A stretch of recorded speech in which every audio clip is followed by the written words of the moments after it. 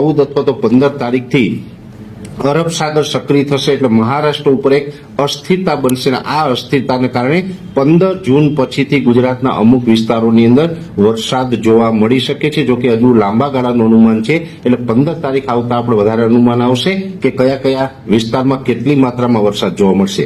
જો કે એ જે મહારાષ્ટ્ર ઉપર સિસ્ટમ બનવાની છે એને કારણે ગુજરાતની અંદર વરસાદ છોટા બોલાવવા જઈ રહ્યો છે. ખાસ કરીને મિત્રો વાત કરીએ તો ગુજરાતની અંદર અત્યારે નૈઋત્યનું ચોમાસું ક્યારે બેસવા જઈ રહ્યું છે.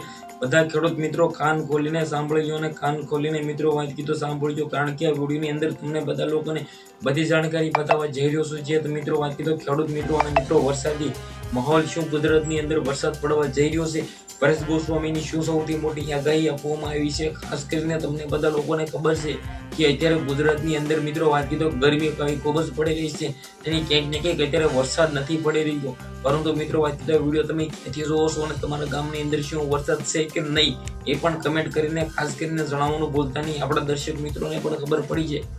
જી હા મિત્રો વાત કીધો ગુજરાતની અંદર અત્યારે મિત્રો વાત કીધો એવું વાતાવરણ છે. આના અંદર મિત્રો વાત કીધો ક્યાંક ને ક્યાંક આવનારા ટાઈમની અંદર ભાઈ ભારે પવન સાથે વરસાદ પડી શકે છે. કયા વિસ્તારની અંદર પડી શકે છે એ સૌથી પહેલા તમને બધા લોકોને હું જણાવું તો ભાઈ ભરૂચ હોય, મધ્ય ગુજરાતની અંદર ભરૂચ હોય, સુરત હોય અને આખું મધ્ય ગુજરાતની અંદર વરસાદ સાથે મિત્રો વાત કીધો થોડા ઘણા પવન છાંટા સવાયા જોવા મળી શકે છે. ગુજરાતની અંદર નૈઋત્યનું ચોમાસું તારીખ 15 થી લઈને 30 ના ગાળાની અંદર બેસી શકે છે. જી આ મિત્રો વાત કીધો તમને બધા લોકોને જણાવી દો કે તારીખ 15 થી 20 ના ગાળાની અંદર બેસવાની શક્યતા સૌથી વધારે છે.